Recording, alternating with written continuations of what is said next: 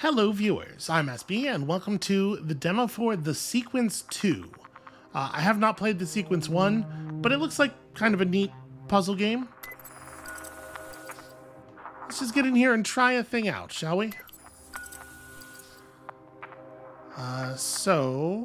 Alright, drag a thing into a space and then click. What does that do? Huh. Okay. So this will push that thing into the C1 space, and that's what we're trying to do?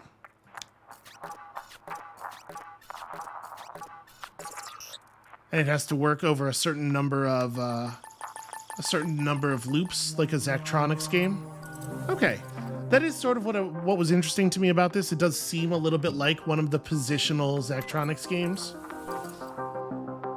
I might turn... Hold on just a second. Let's maybe bring this down a bit. Okay. So, how do I rotate? Okay. Easy enough. Look at that. We got all 15 of the whatevers. All 15 of the whatever that is.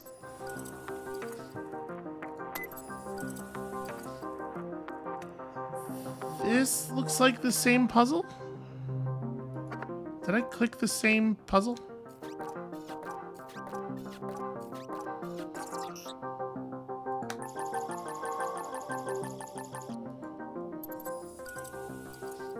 It is legitimately unclear to me what the difference between 2 and 3 was. Okay, here we have to set up a slightly more complicated sequence. And not that much more complicated, though. So I wonder if they always fire in sequence, or if it's just it fires when it has something in front of it.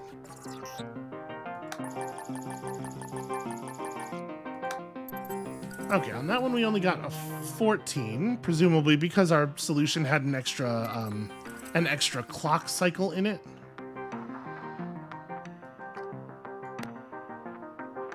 So... once again, this seems to be exactly the same puzzle. What am I missing here?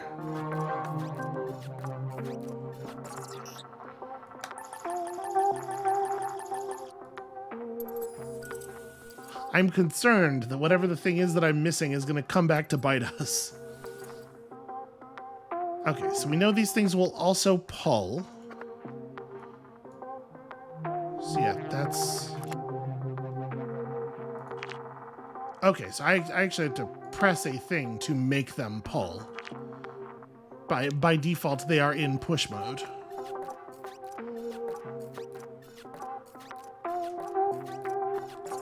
Well, you know, every puzzle game starts with a very easy tutorial section.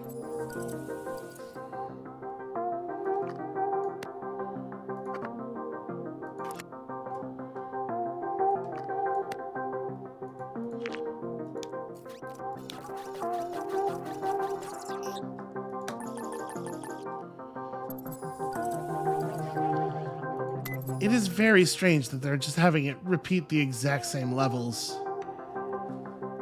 Okay, this one seems easy enough. It wants me to drag this over here too. And just hit the button? Wait, but is that gonna work? No. Okay, it wanted me to do it wrong so that it could show me how to correct it, how to stop the thing and go back and correct it. Okay, this is maybe a little bit too much tutorial. I don't think the function of this machine is quite as mysterious as they're making it out to be.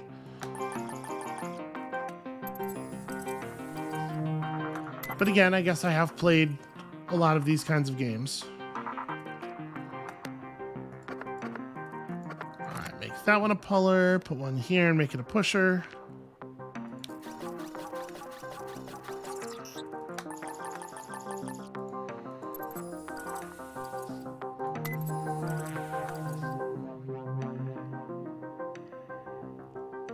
So,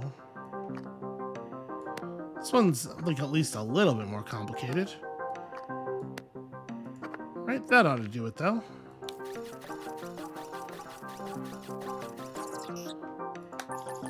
I'm assuming there's no way to make one of these little Roombas push a thing more than one space. Because if there was, you know, it would have been tutorialized to us.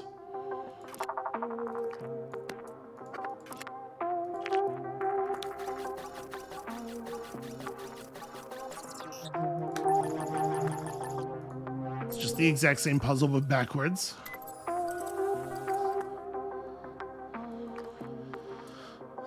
So let's see here. How do we want to do? I mean, we kind of have to start with this, right? But it is a little awkward. So I'm assuming this will not work, right? That'll block the. Yep. Okay. So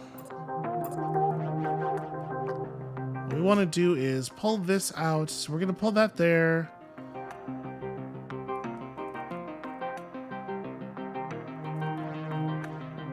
Right, because there's no other first move even available. We pull it to here, and then we can easily move it to that space. And then push it there, but like, in order to actually put it down, we're gonna have to pull it. Let me try something.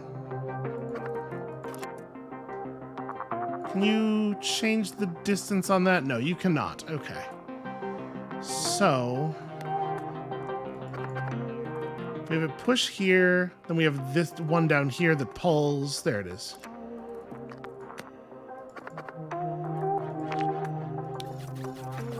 Yeah, okay. I was kind of curious if you could pull it, if you could do a multi-stage pull, like if we could just have a thing down here to reach out and grab it. But it sure looks like the answer to that is no. Okay, well, I think I kind of get the basics here. So we're going to have to start with a pull. And then push, push.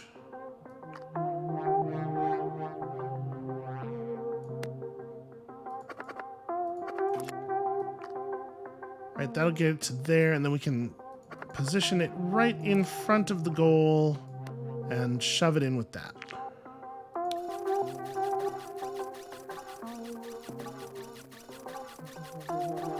I have no idea what this resource that we're supposed to be collecting is. Hopefully I'm not trying to hit any particular threshold of it, because I feel like our income has shrunk down pretty significantly. Okay, so this is like a step your solution forward button.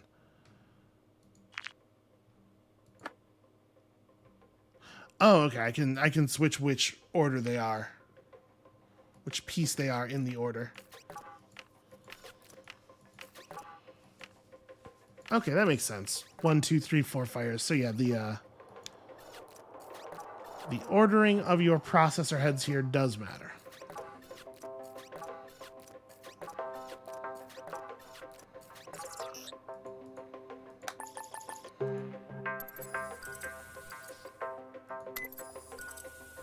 Well, I'm into it so far. I'm a little concerned that it might get... I'm hoping that there's a little bit more to it. I'm a little concerned that it could get stale if this is all of the rules.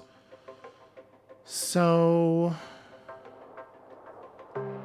in order for this to actually score in C1, we have to have a thing here push it upward, right? Which means we can't actually just do a push here.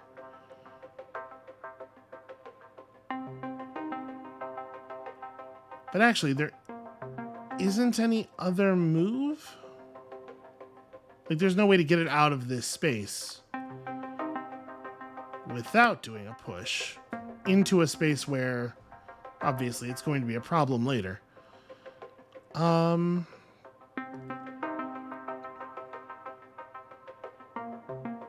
we can obviously push it up to there pretty easily. You push it to here, pull it to there. That doesn't really accomplish anything, sadly.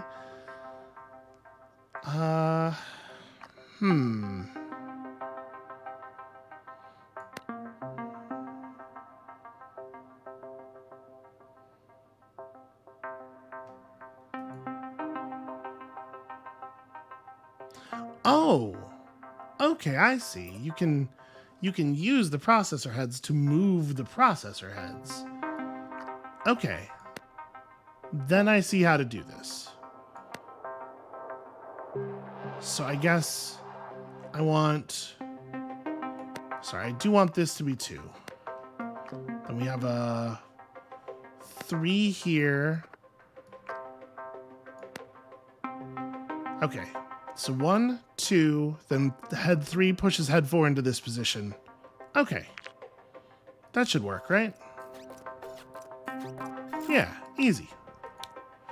Oh, we have to reset the game does not automatically reset the puzzle solution for us each cycle. Each head runs once each cycle. Okay, so this ought to work.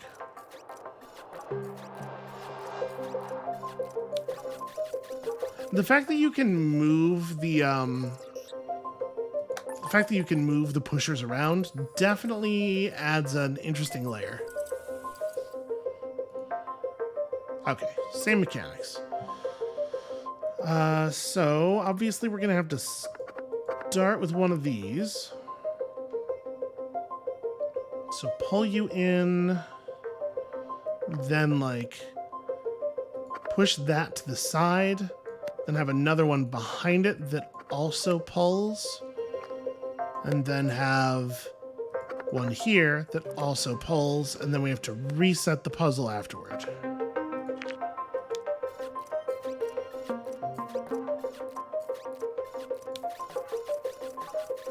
Yeah, that's very cool.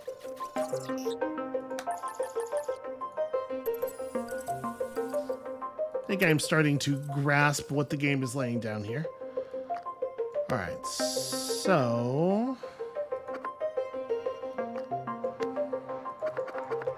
This does give us a lot of room to accidentally do very foolish things to ourselves with. So then we'll have 4 push you up, and then like...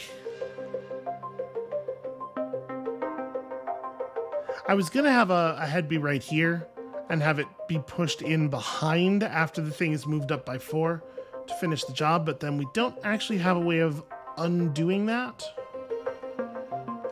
Oh, I guess actually, here. I can make a little bit of room for that play. So we make you 6. Actually, sorry, you need to be 5. That needs to be 6. And then there needs to be a 7 here to reset this thing's position. Oh, shoot, I ran this whole thing backwards as though I was moving that to there. Reset, please. I have done a foolish. Okay, so... The only thing we can do here is then pull this out of the way.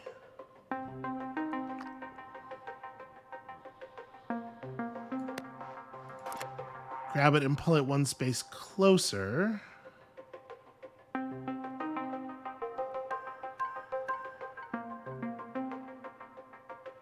Am I going to be able to move it around from there? Maybe.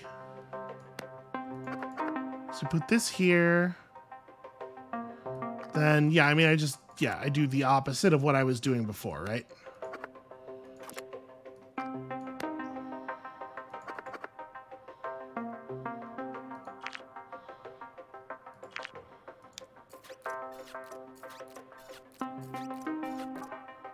Oops, that's 7 is backwards. Sorry, that needs to be a pull. Okay, there we go. I got there eventually. Maybe a little bit embarrassingly slowly, but eventually.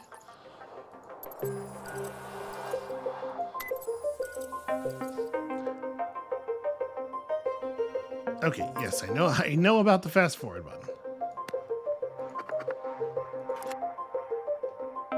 Good advice in a broad sense, just unnecessary. All right, so we pull that to there. How exactly am I doing this?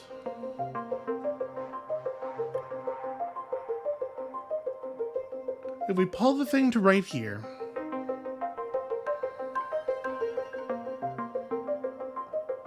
I could pull it up from there, then pull it from here, then pull it from there.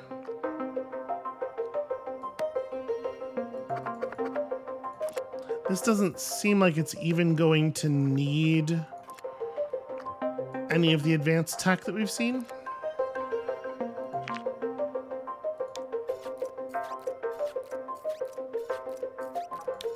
Yeah, okay.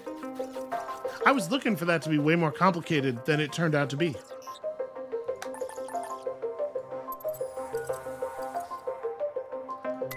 Then again, maybe we're gonna find out that we're not happy with a score that low. Maybe there's some faster way to do it.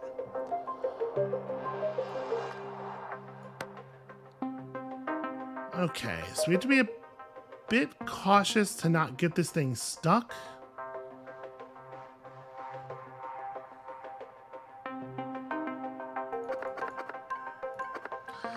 Maybe I want to do it like this to start with.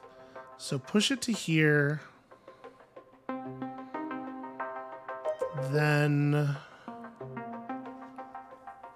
I was trying to think of a way to like pull it and then pull this thing out of the way and continue bringing it through, but I don't know that that's actually a good idea. So we do have to be a little bit careful here. It's very easy to get this thing into a position that it would be annoying to get it out of.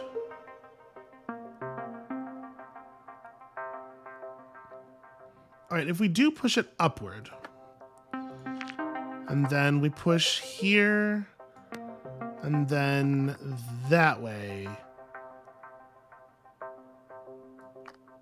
then I can pull it back down, and now we can get it wedged a little bit deeper in there, which means that I can pull it with one of these. It ends up right here, though. Am I allowed to put a thing on the exit? I am not. Okay, well that makes that plan not so good.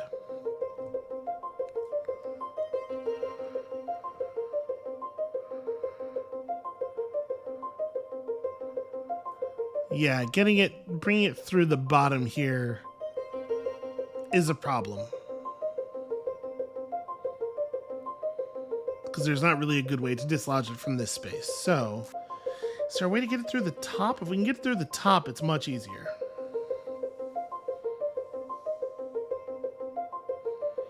The problem with that, obviously, is this little hallway part is really awkward. So let's start solving it kind of backwards.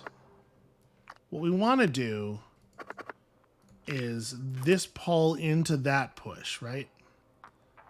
Is there any way that we could get it here?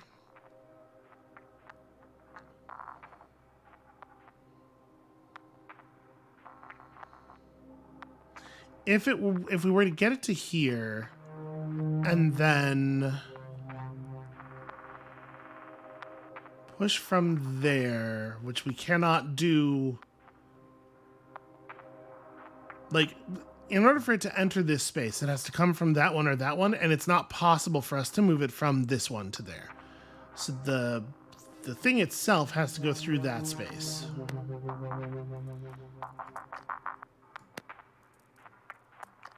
So I'm just laying out the positions of these right now. The numbers obviously are going to have to change.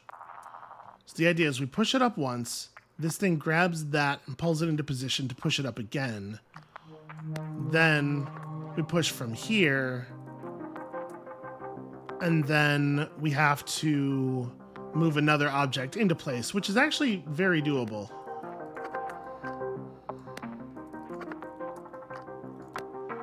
Right, we have the capacity to make this work. Okay, so this is 1.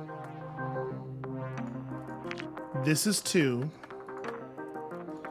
This one right here is 3. And then we may as well have this one be 4. There's no reason not to pull it back immediately. So at this point, the thing's up here. That makes you 5. Then you can be 6. Push, push. We'll just make this 7 again to just kind of get stuff reset as quickly as possible. Then 9, 10. I think that works. Oh, the new piece spawns immediately, not when the old piece is returned. That does complicate things.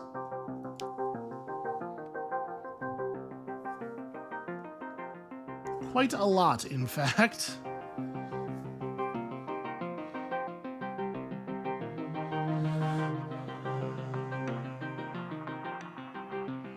Yeah, in fact, it makes this solution impossible.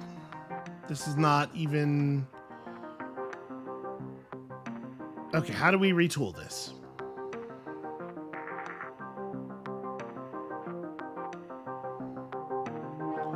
The thing is, any solution we have that involves moving one of the pushers, we have to be able to do it from two different sides because we have to be able to reset the state of the position of the thing to initial. So I could have the first thing be a pull up here and then use this contraption to just move this out of the way so that we can continue shifting that. But no, that still requires me to put a pusher onto the origin space, which apparently is a thing I'm just not going to be allowed to do. All right, what about this? Can we use sort of a roundabout way to get that up there? So 3 pushes it to here. 4 pushes it to there. Yeah, maybe this is like way easier than I was trying to make it. 6 pushes it to there. 7 pulls it through here. So that only gets it to there. Yeah, and then 8. This actually is much easier than I was making it there. I was figuring it was going to be testing our understanding of the things it's shown us so far, but nope, it's just a very straightforward push and pull sequence.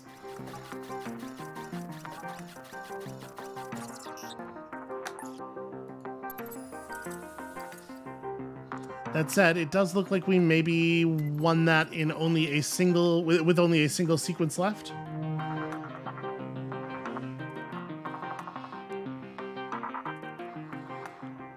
Okay.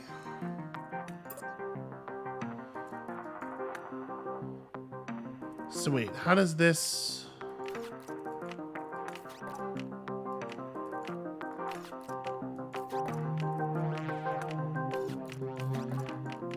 So it cycles through one of the greens being selected.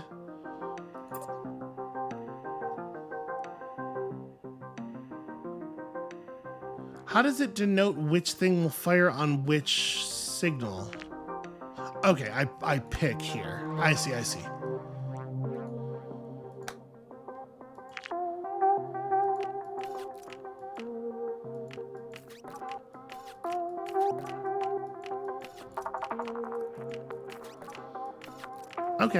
Okay, I get it.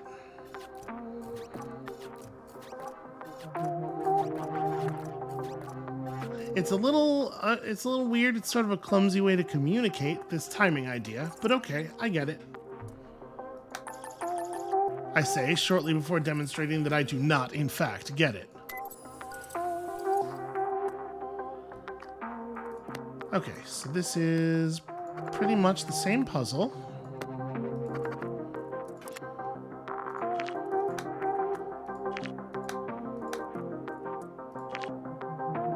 And that should totally work, right?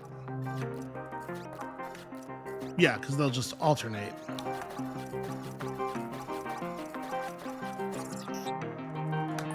Alright, I mean, for any reasonable programming puzzle game, you're going to have to find some way to do conditionals.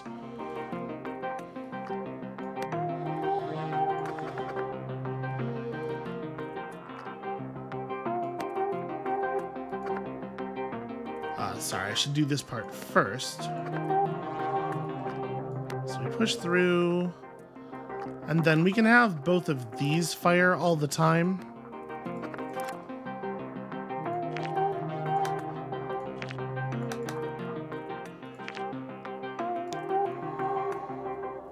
Oh, one is set up to be a pusher still.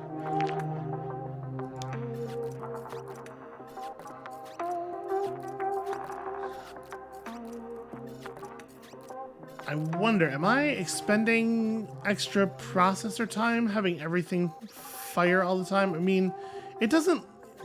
It looks like you still see the thing that is inactive. It still gets checked. So I don't think we're spending any extra time this way.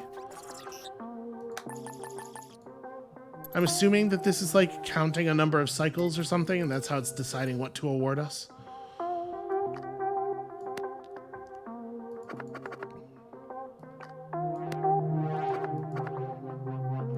Okay, so this thing just fires half the time. And then we don't actually have to put conditionals on any of the rest of this stuff, right? If this doesn't fire, then the rest gets taken care of. Yeah. It doesn't run quite as smoothly as I might like. There's a lot of sitting and waiting in there. It probably does run as smoothly as it actually can. Just not as much as I would like.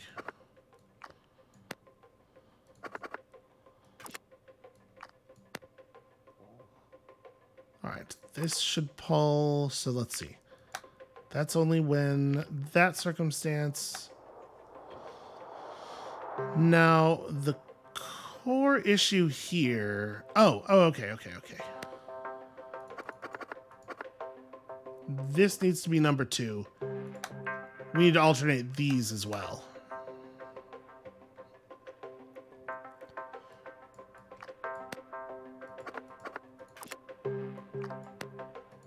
All right, so half of the time, this thing gets pushed to here. Half the time, it gets pushed to there. If it gets pushed to here, then... isn't it always going to get pulled the same way? Hold on a second. Let's test this.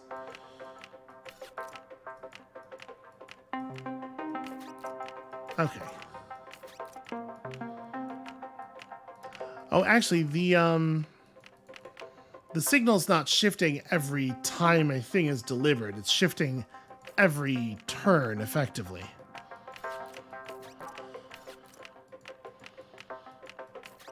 So yeah, the way this is set up, it's going to lead to C2 never getting fed.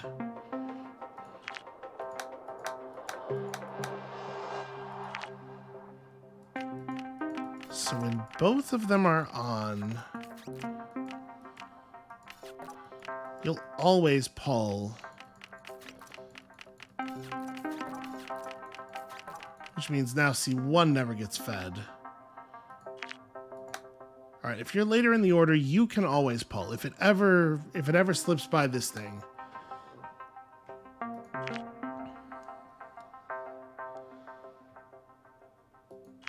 But this is going to result in always the same result as well, right? Always the same outcome here. That's easy enough. So this gets pushed. Then we flip to right X. And on right X, you don't pull. Then we flip to double green. 1, 2, 3. Okay, so the flip... It's not actually time-based.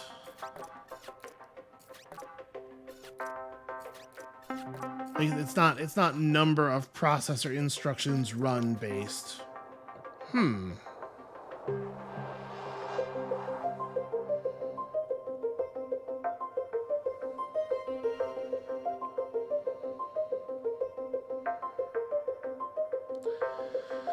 So, with any version of this solution, it's necessarily going to be the case that we are pushing the object into that nexus half of the time.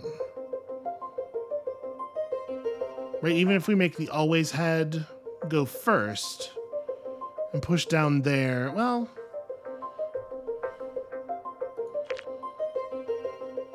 No, it can't work that way. This can't be... If we make this an always, but we have it be number 2 instead of number 1, then half the time this gets pushed out here.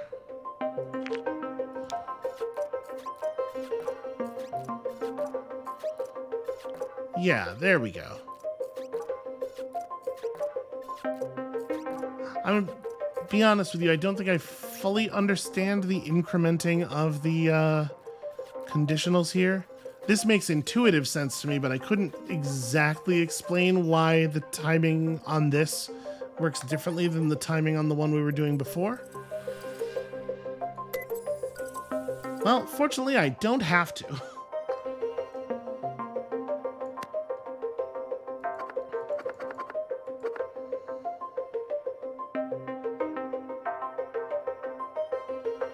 So it's like half of the time we want this to grab you, and half of the time we want to grab you from here, and this one can run all the time.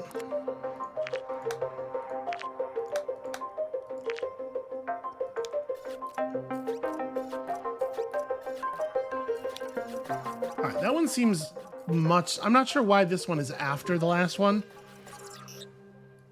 The order of complexity there seems a little backwards to me. But I think we're getting the idea. So this one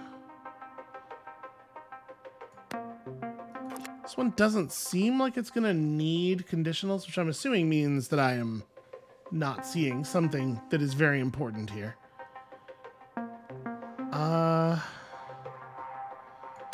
So let's see. What can I do here once I've pulled this down? I can't move this to the side. Well, no, I can.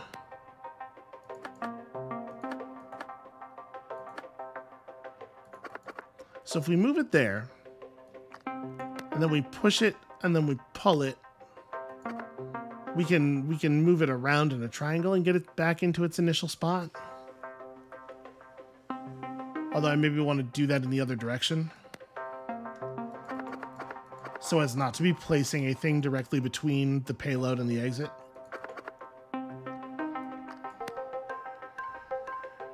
So we pull this here, push that out of the way, pull it down again, push you out of the way. I think this totally works. We have to time it right. Okay, so first thing first, pull, then push this down. Then the next thing should be to pull you to here. That's 4. This is 5. That's 6. Just to clear the board. And I don't know how this got screwed up. You're 1.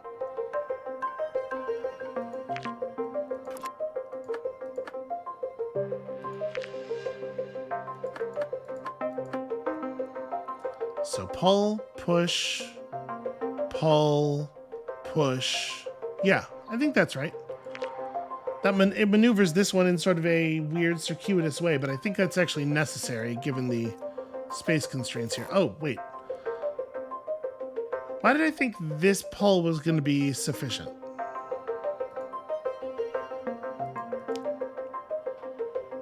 Yeah, shoot. We have another pull we have to execute. Which does, in fact, make this plan non-functional. Okay, first principles. We know you gotta do this. This is completely non-negotiable. Then, in order to be able to work with this thing, it has to get pushed down again. It has to get pulled down again. Which necessitates the removal of this thing. Once it's in that position, in theory, you could push it and then pull it, and there you go. Except that now you have to reset the puzzle by moving this thing back into place, which you cannot do. So, how to fix? If we didn't need... Let's see. We can push it up into the corner instead and then afterward pull it back down. But then I would need this to execute a pulse some of the time, which I cannot. It's not a thing we can actually make happen.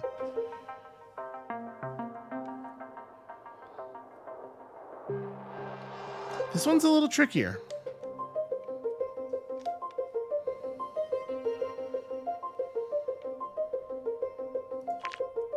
It's really close.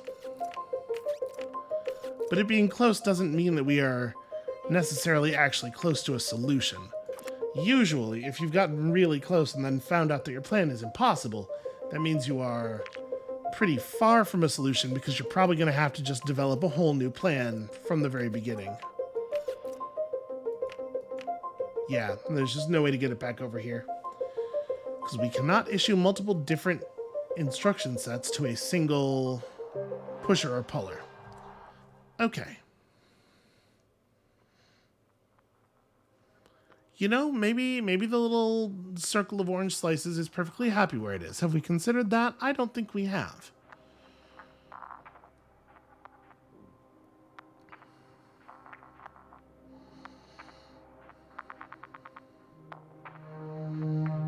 So we would need to, if we're going to do something like this,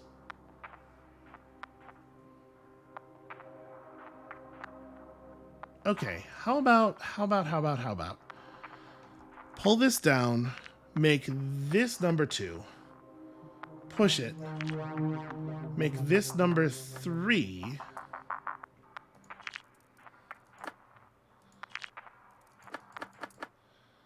this system does not exactly work the way I would like. Okay. So we pull it down, we push this thing out of the way, 3 shoves it upward. Then we got this thing here, this thing there, or this thing in that position. So then that gets pulled down. Then it has to get pushed by 2. So what if everything except 2 only fires half the time?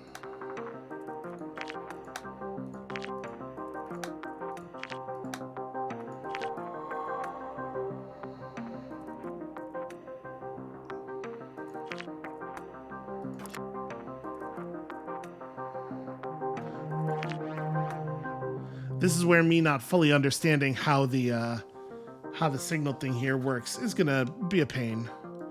So 2 pushes. Oh shoot, 3 is supposed to be a push, not a pull.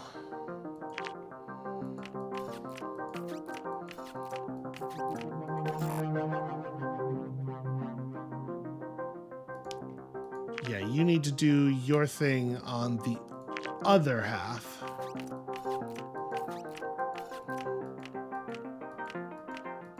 Right, so then I need 2 to push that.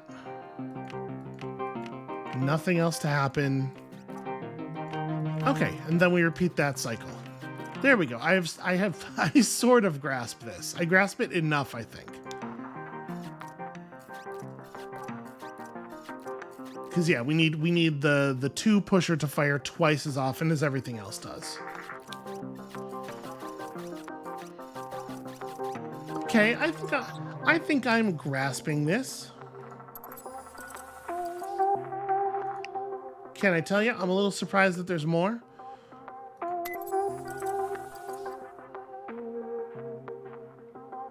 Okay, is this gonna grab the object and rotate it around?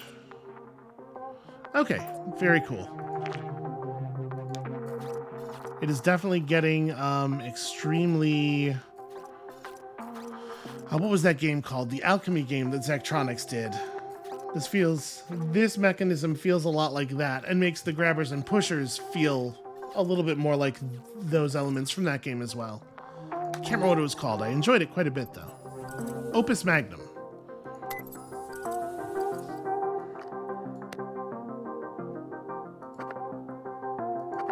There we go. Need to turn that around.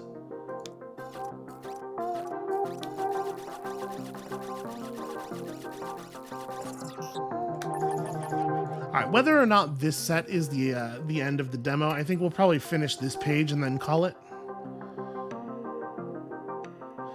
Oh, okay, so the rotation of the thing does matter. So, if we grab this thing here and we just rotate it around this way, this is going to be in this area. If we turn it this face, this face, this face, okay. If we turn it the other way,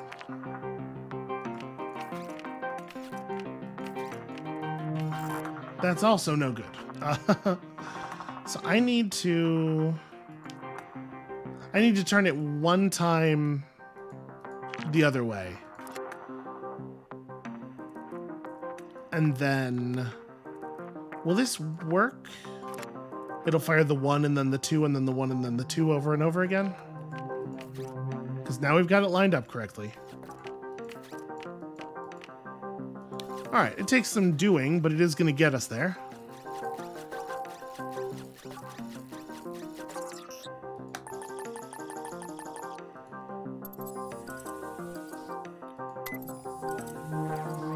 Takes a lot of time, but at least it doesn't take a lot of parts. Okay.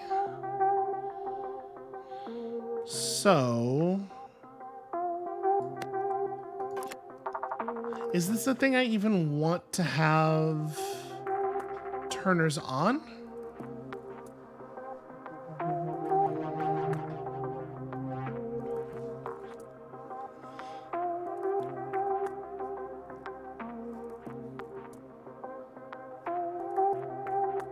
Because if we grab it here, we can invert it and leave it there, and then...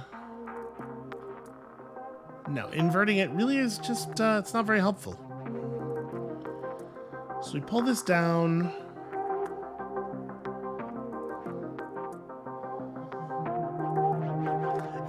It's not going to end up being trivial to slide in another push or pull head behind it. So maybe this isn't how we start.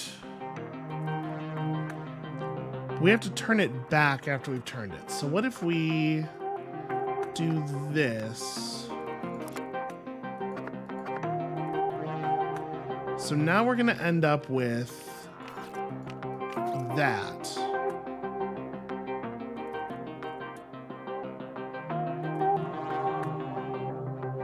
And then with a grabber here, we could rotate it there.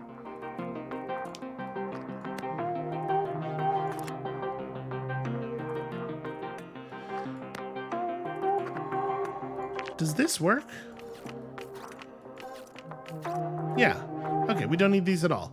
I don't know why it gave that to me. And, oh, right. You're going to run into cycle problems, though. Because 2 wants to, yeah, that's a problem.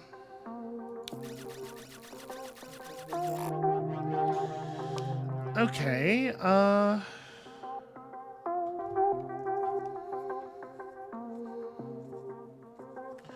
well, I mean, I can certainly start the machine with one of these. And then we could go... deliver it to here. This thing delivers it to there. It doesn't actually help, though. It'll be here in the right orientation, but I cannot easily move it from here. Okay, what if we move the thing first, and then we start manipulating it? So it's here, but it's in the wrong orientation. We have to rotate it once around.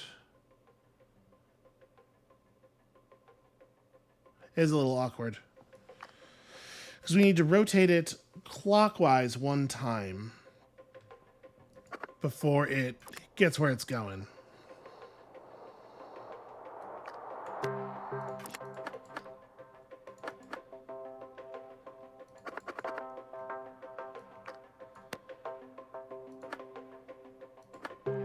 I just keep pressing the wrong button. Okay, this works, right?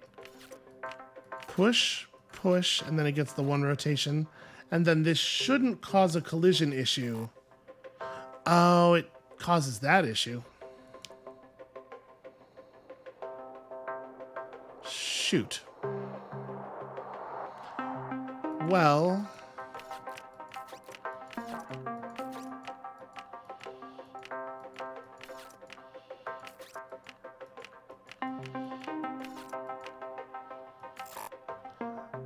Okay, what if...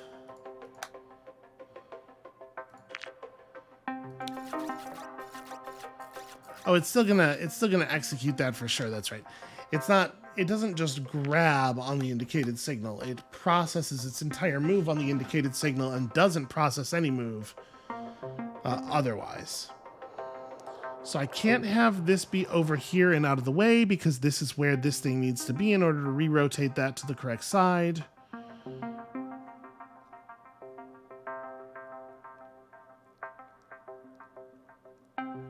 These things are incredibly destructive, it turns out. Okay,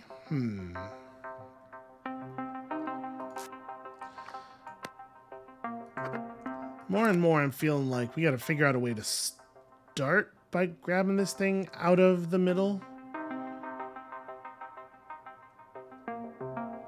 It's easy enough to get it in the right position here, but it is not really feasible to do anything with it from there, right?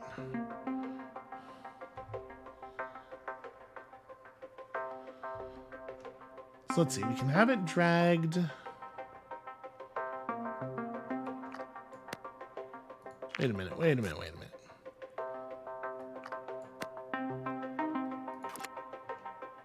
So we have it dropped here. It's turned twice, then it's turned twice.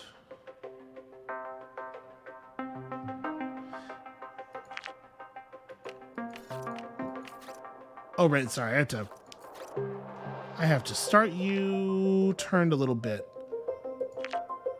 I think I'm gonna have to see this one in action to see why it doesn't work.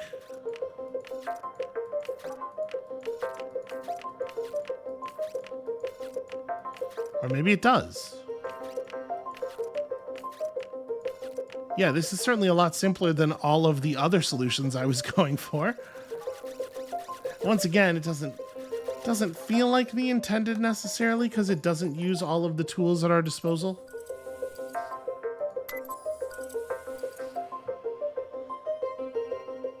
Okay. Well...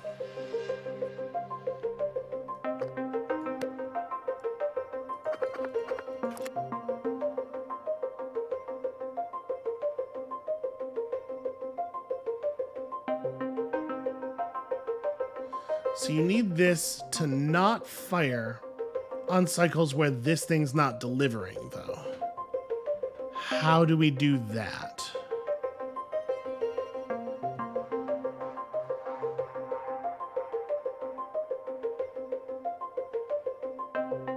By attaching it to a rotator itself. Right?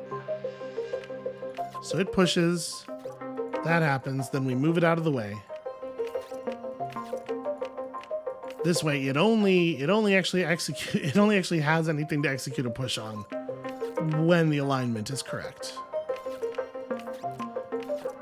Okay, there we go. Given the shape of this one, probably should have gotten that like completely immediately, because there's really only one solution you can do here.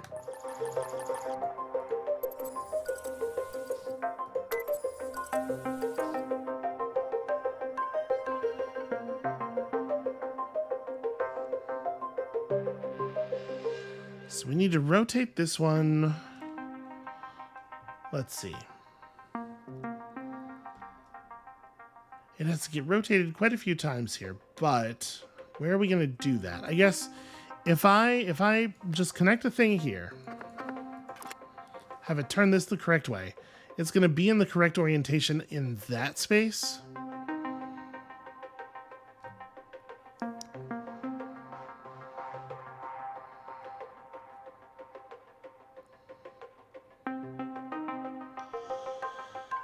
All right, what if we go the other way with it?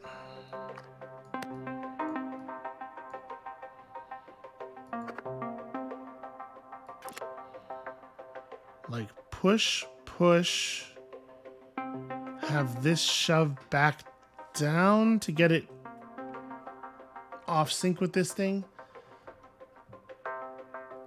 Then we have a core that's very close to done.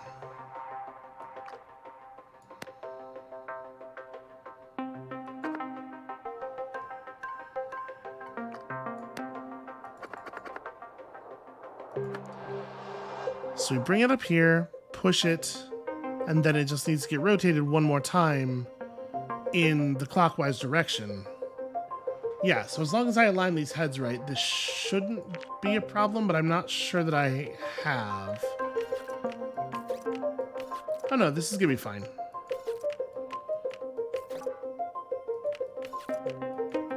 Yeah, and then this machine is rotation proof, or rather breaking due to rotation proof.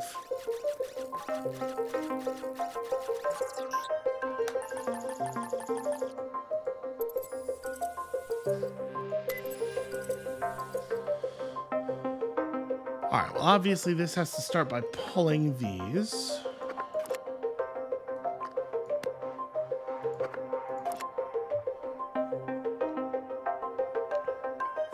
Or, you know, it could be one head for this that's on on one of these.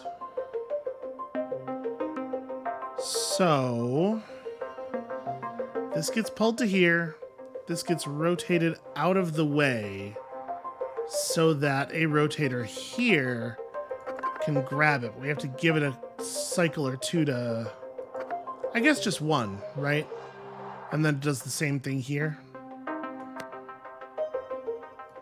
The key here is just going to be making sure that I don't have any collisions.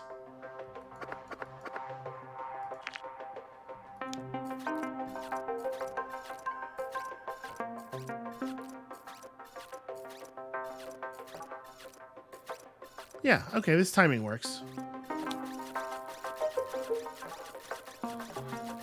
I do wish that one thing that Zectronics does that I like a lot is after you've run the first cycle or two successfully, it speeds up the rest of the puzzle progressively from there, and so it ends up looking really smooth in the last couple of iterations. It would be neat if this game did that as well.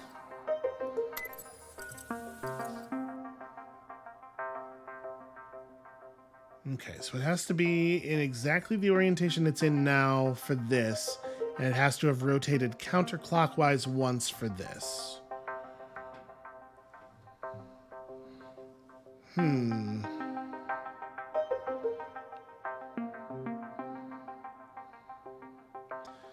So, like, it's easy enough to drop into those two, right? Because you can have it rotate one way and then have a thing here to rotate it back the other way again, and that just fits. It does not solve the problem of getting it to the other one, though. Either one of them is trivial, but also makes the other one a problem.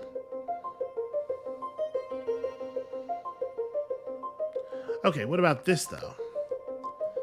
What if... I mean, this is going to be a long-term problem, obviously. This thing between the...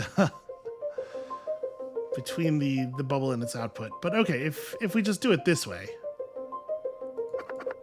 This doesn't need to be a puller. It could be a pusher. So we push... And then we just have these two things scooping this in the direction they want, but at a slight offset.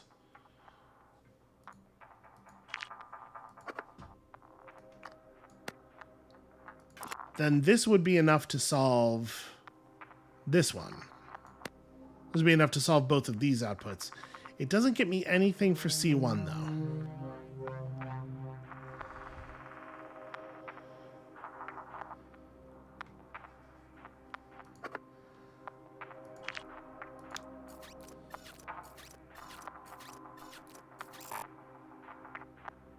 Oh, right. Sorry, this is mistimed. But okay, it it doesn't actually matter. Because we don't have a way of doing this part. So in order to do this part, I would need for the core to get rotated counterclockwise.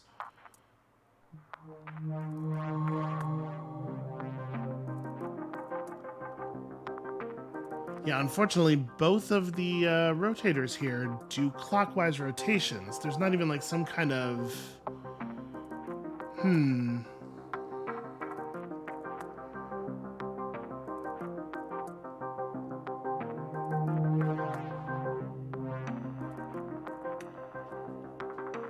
This one is maybe a little bit tricky. This is always the danger of doing a puzzle game blind on a recording, is that you might get stuck. You might even get stuck on an easy thing. All right, so like if I push this to here, I had one of the rotators rotate it counterclockwise to there, and then I had a thing here pull it. That would do the job.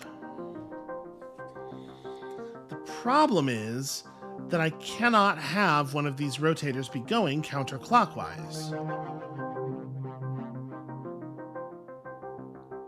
I mean, I can't have the timing on this work out the way I've dropped it here. Obviously, one of them is already going counterclockwise. Can you tell? It's the end of the day for me. I'm a little groggy. Okay, so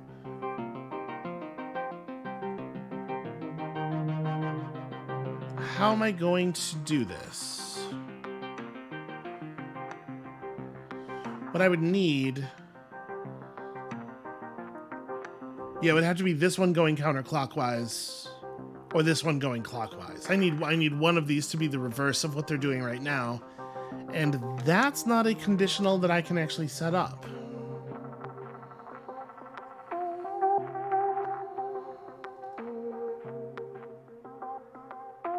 Yeah, there's no way for me to reverse one of these things and have it still put the core where it needs to put the core. Not even over a larger number of cycles. And really, these are the only two places I can even put... Yeah, there's not a lot of places for the rotator or pusher parts to go on this puzzle.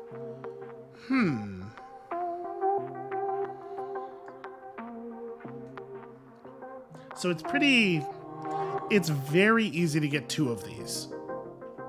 This could be somewhat more difficult to get all three.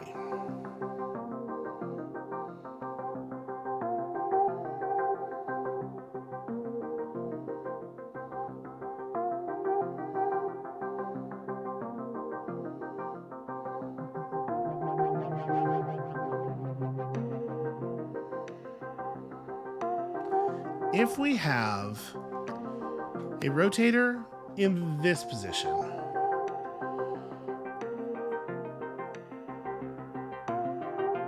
we can get so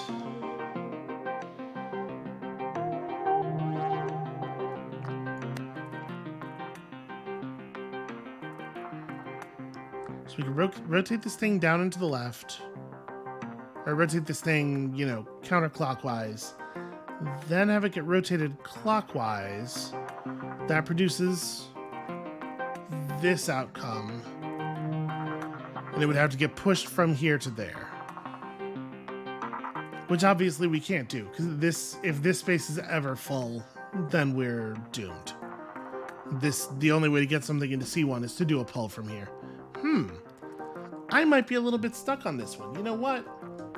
Maybe we're not even finishing this page. Maybe this right here is where I'm going to call it. I think this is a pretty good look at what this, the sequence too. I had to tab out and look at the title because it has a very generic name. That is a pretty good look at what the sequence 2 has going for it. Definitely like a much more restricted Opus Magnum kind of feel. And if you played Opus Magnum, I think like that game among Zachtronics games does not...